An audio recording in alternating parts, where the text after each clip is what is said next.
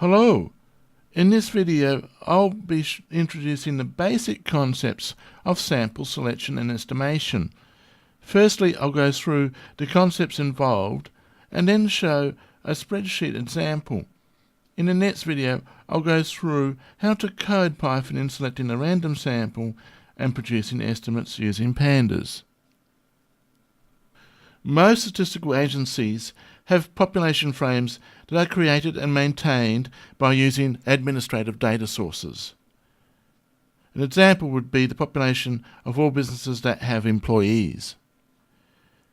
The population frame may not necessarily have the information you need to produce the statistics you want, so one way to overcome this is to conduct a sample survey that selects a random subset of businesses from the population frame.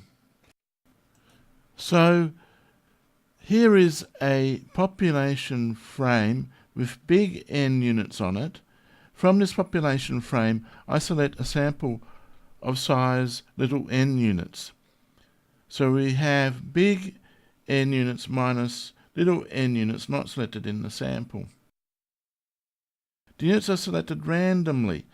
This can be achieved by assigning a random number from the uniform distribution to all the units on the population frame.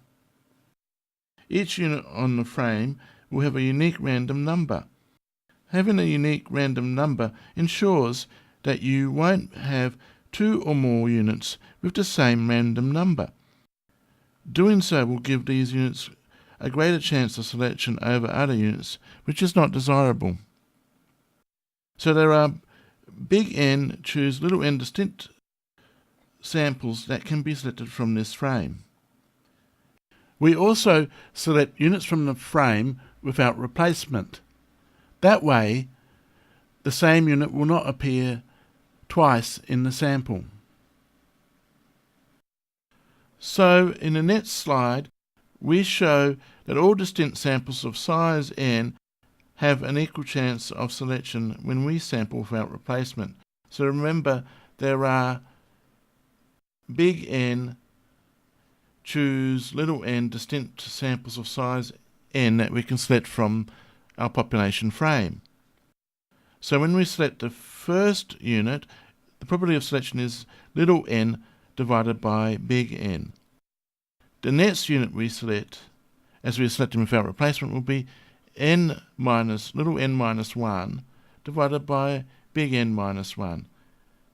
The third unit will be little n minus 2 divided by big N minus 2. And this looks like 1 over big N choose little n.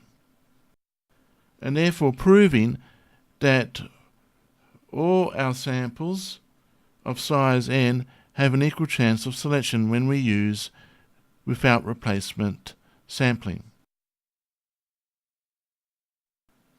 So, how do we get the n sample units to represent the whole population?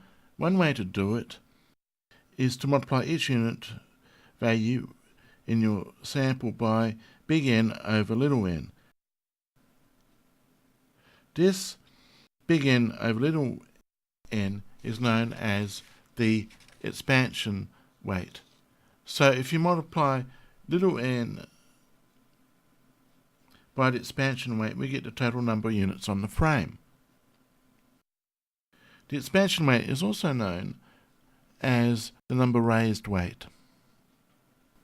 Another way to weight your sample units is known as ratio weighting. On the frame, we might have a variable that is correlated with the variable we are trying to estimate in the sample survey. An example would be employment for each unit on the frame. We call these variables the frame benchmark variables.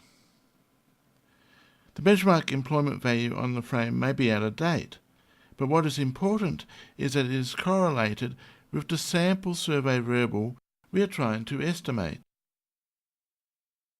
This relationship between the sample survey variable and benchmark can be used to improve the accuracy of the sample estimate. So the ratio weight is formed by summing all the benchmark values in the population frame and dividing by the sum of the benchmark values in the sample. So I've created a spreadsheet to illustrate how number raised and ratio estimation work. So we'll go to it.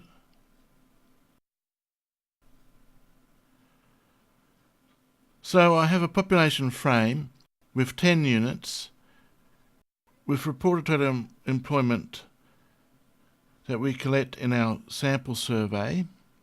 I also have benchmark employment. As we can see in the plot here, there is perfect correlation between the benchmark employment and the reported employment. So the total reported employment is 62, and we are going to use our sample to try and estimate that total. So let's select a number raised sample.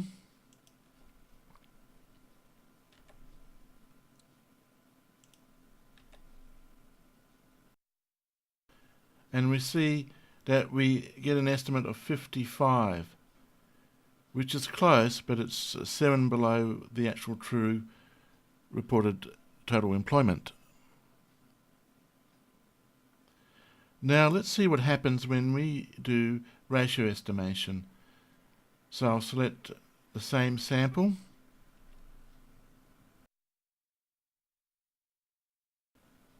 And look what we get. We get exactly 62. And that's not surprising because I've rigged this so that there's perfect correlation between reported employment and benchmark employment. And it shows the improvement we can get from using information, administrative information from other sources that might be correlated to our sample variables that we are trying to estimate. So I'll stop the video here now, and in the next video we're going to code this up in Python. If you like the video, give it a thumbs up, or if you dislike it, give it a thumbs down. If you really like what I'm doing, please subscribe. Thank you for watching.